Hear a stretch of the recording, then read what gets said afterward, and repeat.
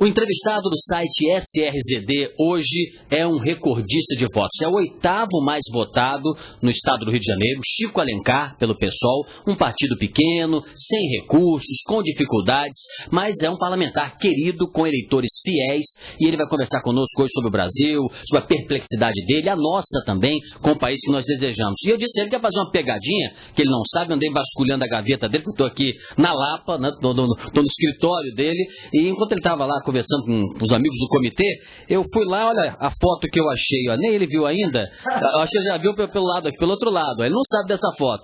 Tá aqui, meu Chico Alencar, abraçado ao Lula, vou até colocar aqui, repousar no colo do deputado, dá saudade, quer voltar a abraçar, o que é, vai rasgar foto, como é que é? Muito boa, Sidney. Olha, essa foto tem 10 anos. Eu não saí ressentido do PT, eu saí sentido, com uma sensação forte de que aquela experiência política e partidária tinha se esgotado. Para mim e para um grupo enorme de brasileiros.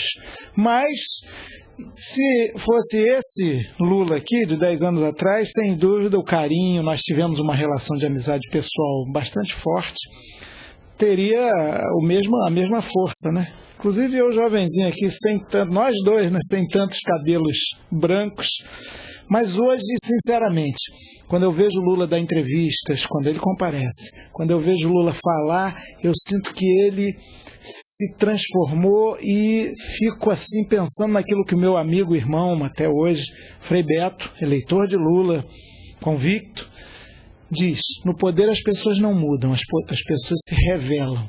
É evidente, eu não estou querendo um Lula com bravatas revolucionárias, mas com um pouco mais de franqueza, de autenticidade, um governo um pouco mais transparente.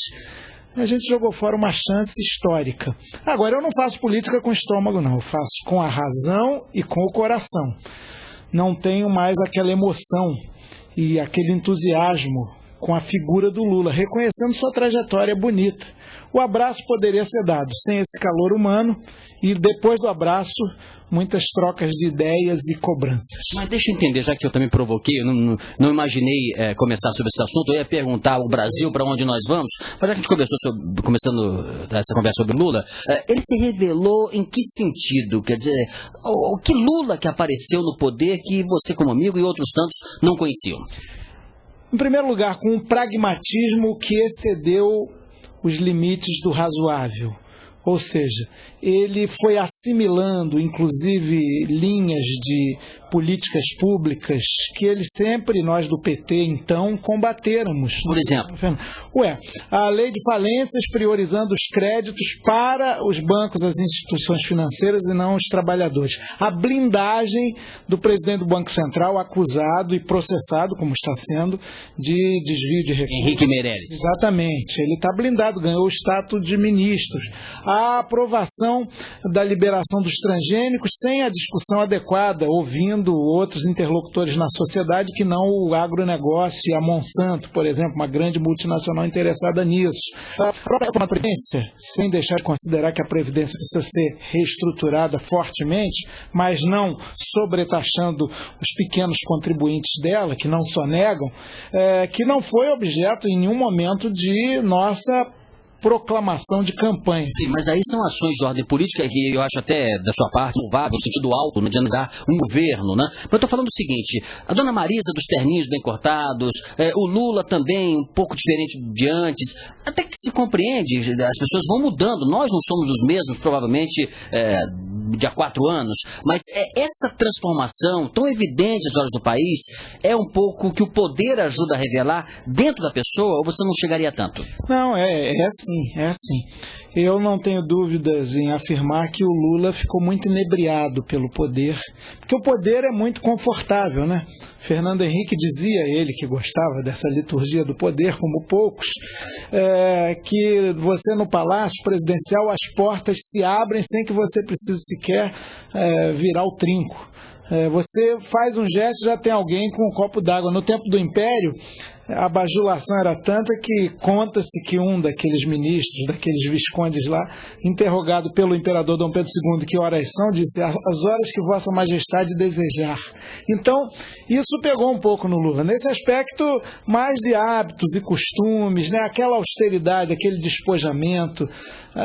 E ele foi se enferrujando nisso. É bom lembrar que o Lula, que apareceu no primeiro debate dessa campanha, agora, no segundo turno, era um Lula meio acomodado, que nem um grande craque de futebol, que já jogou muito bem, fica parado muito tempo, né? Eu diria o Ronaldão, um fenômeno, né? Pesadão e tal. Por quê? Porque ficou naquele entorno. Mesmo nós, deputados federais, se não estivermos atentos sobre a efemeridade do poder, ao contrário das suas efemérides muito volumosas, nós vamos perdendo a dimensão da representação, daquilo que o povo quer. Vamos embolsando dinheiro que pode ser legal, mas é indevido, aquela verba extra que nós conseguimos derrubar. Então, agora eu diria mais, isso é um aspecto até secundário, Sidney. Voltando à questão política, o Lula que se alia com Jader Barbalho, que tem o apoio de Severino Cavalcante, que não questiona o apoio de Collor, Gedel Vieira Lima, que é um dissidente, o Sarney, que ele tanto criticou, Quércia, Maluf, Delfim como grande consultor econômico, Newton Cardoso implodindo o PT de Minas Gerais, aí é muito complicado. Tem muita diferença, por exemplo, Antony Garotinho, no Rio de Janeiro, apoiar a Luiz Helena, desses apoios, por exemplo, que você citou ao Lula, qual a diferença? Tem, porque nós, e eu fui um deles, desde o momento que o Garotinho manifestou num comício em São Fidélis, de forma lá muito repentina e discreta, que ia votar na Heloísa Helena, logo houve da parte do PSOL um questionamento. Eu mesmo disse, ela está subindo e quando tem uma onda, os surfistas aparecem. Em Campos tem praia, a praia de Atafona, inclusive, ele pode surfar por lá. Então houve uma reação partidária que não foi questionada, inclusive pela candidata. No caso do Collor, para citar, sem contar os outros que são aliados, que vão no comício, o Lula beijou a mão do Jader Barbalho. Mas o Lula não apoiou o Collor, ele fez uma referência que o povo de Alagoas o elegeu e que ele não vai questionar o voto do eleitor e que o Collor pode fazer uma boa administração, uma boa legislatura. Pois é, mas eu acho que o Collor não pode exercer bem um mandato de senador. Não que ele vá roubar necessariamente, porque ele tem uma concepção política da qual a esquerda e o PT sempre divergiu, né? Então, mas olha, eu posso até considerar que, o Garotinho votou na Heloísa, foi questionado dentro do PSOL esse voto, essa declaração. O Collor não, até o setor mais petista do PT preferiu ficar na dele porque a conquista do voto é muito importante.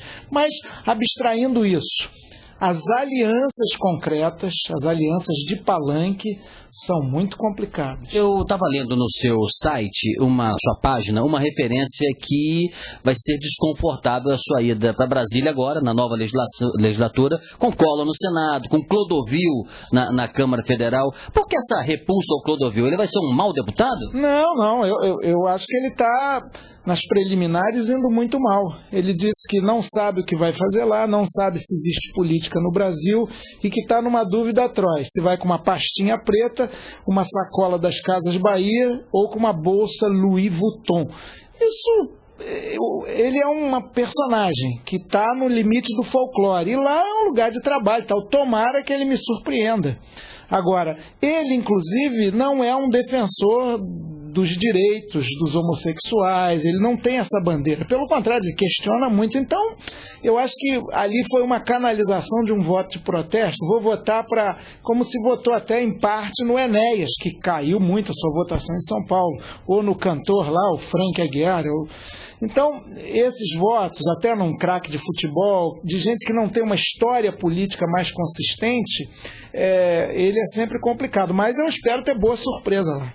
Bom, eu que sou o responsável aqui de ter puxado esse assunto menor até diante da pergunta que eu iria fazer e que eu pretendo fazer no próximo bloco. Para onde está indo o país, a nossa perplexidade, nossos valores maiores, mas de roupa, de pessoas que se inebriam com poder, é importante, mas é menos importante que os destinos do país.